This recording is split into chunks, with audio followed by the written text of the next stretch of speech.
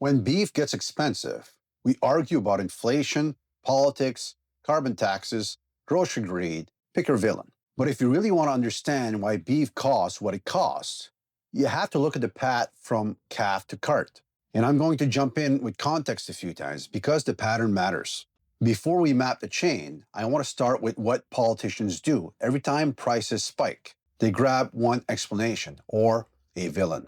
My theory is that his taxes, his carbon taxes on farm equipment, fertilizer, food processors, his new tax on diesel and gas is the cause. That's my theory. Who benefit from our trade deal with China, $7 billion of new exports, who benefit from the biofuel charge that supports canola production, supports farm income, supports our future. One of the impacts, according to TD Bank, on food prices is the fall in the Canadian dollar caused by the obstructionism of the members opposite before this government came in place. Two clips, two causes, and two different villains. My point is not that every part of either claim is false. If you only talk about one cause, you can avoid talking about the machine that amplifies every cause. My point is not that every part of either claim is false. My point is this: if you only talk about one cause, you can avoid talking about the machine that amplifies every cause, especially if you point to that cause as the only issue, because then you manipulate people in believing that that's the only cause, and that's not acceptable. In fact, in my view, it should be illegal. Here's the pattern. Beef moves through a chain of businesses. Each stage has real cost, but some stages have something more powerful than cost. They have leverage. They're choke points, places where there aren't many alternatives, so a smaller number of players can set terms for everyone else. Let's walk the chain, business to business. First, cow-calf operations. That's where calves are born and raised early on. Those calves are sold as feeder cattle. Second, sometimes backgrounding, where the animals grow on forage before finishing. Third, feedlots, where cattle are finished to slaughter weight. Fourth, slaughter and packing. This is the gate. The animal becomes boxed beef. Fifth, further processing, grinding, portioning, packaging, value added. Sixth, distribution, cold chain logistics and wholesale. Seventh, retail and food service, grocery stores or restaurants where consumers pay the final price. Now, if all these stages had tons of competition, many buyers, many sellers, easy to switch, then prices would behave differently. But they don't, because part of this chain are concentrated. So let's talk about the biggest choke points in Canadian beef: packing and slaughter capacity. According to Agriculture and Agri-Food Canada's slaughter distribution data, in recent years, the top 4 companies account for roughly 95% of cattle slaughter in federally inspected plants in Canada. About 95% through 4. And yes, that includes major plants like Cargill and JBS operations in Canada.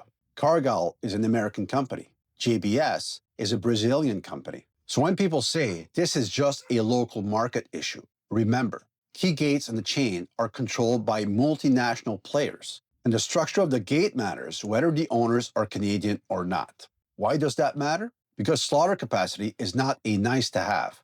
It's a gate. Feedlots and producers upstream can't just choose another option if there aren't many options. And downstream, wholesalers and retailers can't magically invent supply if the gate is tight. So if you ever wonder why the farm price and the retail price can move differently, choke points are the major reason. The chain is being priced through a narrow gate. Now let's jump to the other end of the chain, grocery retail. A USDA Foreign Agricultural Service Retail Foods report on Canada notes that 5 companies comprise over 65% of the grocery retail market, and it lists the big ones and the approximate shares. Loblaw, 17%, Costco, 15%, Sobeys, 14%, Walmart, 13%, Metro, 6%. That's another kind of choke point: shelf access and buyer power. When a handful of retailers dominate the market, they can push hard on suppliers, and they also influence how prices move on the shelf. How fast increases pass through, how sticky prices are on the way down, and how private label strategies shape the whole category. Now, here's the part most people miss. Feedlots don't run on vibes. They run on feed, grain, silage, protein meals, and the price of that feed has its own supply chain. So beef prices aren't just one chain. There are two chains stacked on top of each other. Feed isn't just corn in a pile. It's seed genetics, fertilizer, fuel, equipment, insurance, storage, trucking, rail, and sometimes export competition pulling supply. Every step adds cost. Then those price costs get priced into cattle finishing. And this is where the one cause political explanations starts falling apart, because now you're seeing multiple pipelines feeding to the final price. Choke point in the feed chain. Number one, seeds and crop chemicals. Globally, a small handful of firms dominate commercial seed and pesticides. One widely cited concentration snapshot is that four firms, BASF, Bayer, Corteva, and Syngenta, control about 56% of the global commercial seed market. That means input pricing power and technology access can be shaped by a small group, even if farmers are operating locally. Choke point in the feed chain. Number two, grain handling and export capacity.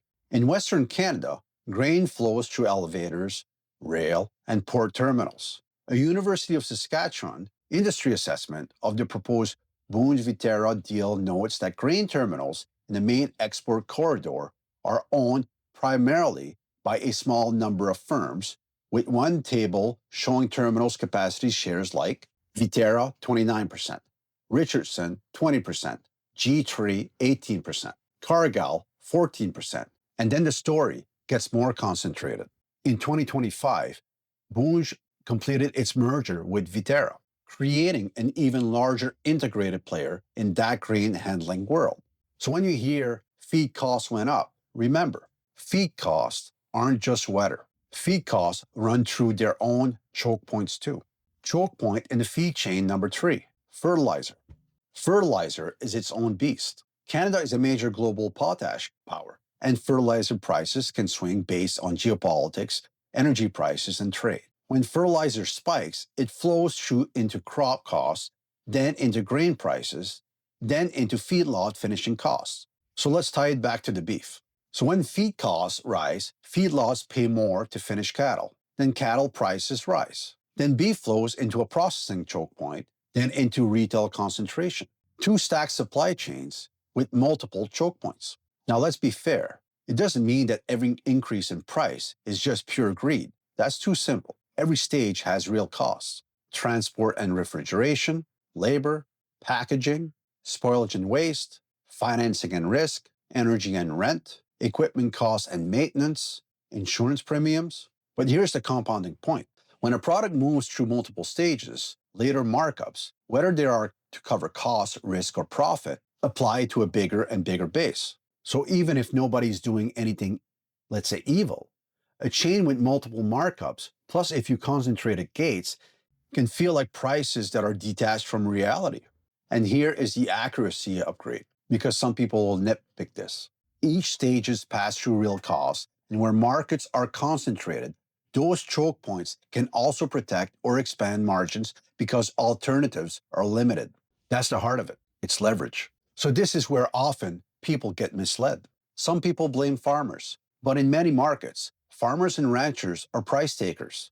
They don't control the gate. They basically have to accept the price that they're offered. There's very few competition because of these concentrated choke points. Some people blame grocery stores. Retail matters, but it's not the only gate. Some people say it's only cost, but cost explanations ignore something basic: market power. If a stage is concentrated, it can set terms and shift risk or margin in ways a fragmented stage can't, meaning not concentrated. So what would actually reduce this problem? Not slogans, structure. If a country's food supply runs through a few gates, then resilience and pricing behavior both get worse. Solutions tend to look like more regional processing capacity, so the system isn't forced through a few plants. Transparency around pricing and contracts. Cold chain and distribution redundancy. And competition enforcement where concentration creates unfair leverage.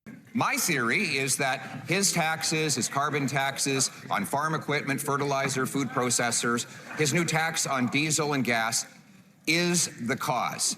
That's my theory. Who benefit from our trade deal with China, $7 billion of new exports, who benefit from the biofuel charge that supports canola production, supports farm income, supports our future. One of the impacts, according to TD Bank, on food prices is the fall in the Canadian dollar caused by the obstructionism of the members opposite before this government came in place. One blames policy cost. The other blames global disruption. But if neither one is walking you through the choke points, processing concentration, retail concentration, and stacked feed chain, then you're being handed a partial story. And to me, it's basically deflecting from the truth and manipulating the public, which could be argued it's a lie. They're lying to you of what is the real problem. So after seeing the whole chain, ask yourself, when politicians blame one thing, are they informing you or are they selecting a story that benefits them? Because a single cause story can buy them a lot. Votes, loyalty, a clean enemy, and from the choke points that never change and that they never want to challenge. And the question begs as to why. It can lock into tribal support because once people are angry, they stop asking structural questions. It can fuel hatred toward the other party instead of forcing an honest discussion of the system. And it can protect powerful relationships, donors, lobby networks, and industries that benefit from the current structure because the public stays focused on the headline villain, not the gates. But here's the real point. This video was about beef. But the structure is not unique to beef. Most food you buy at the grocery store move through their own supply chains, and most of those chains have choke points: processing, distribution, retail, and key input markets. So when politicians tell you it's only one factor, they're not educating you about how the system works. They're managing you to simplify the story. That's why I'm calling for a structural change, rules that punish deception and manipulation in public office. If you want the full framework, it's in my book called Beyond Democracy, a call for a meritocratic democracy. Please share, and thank you for listening.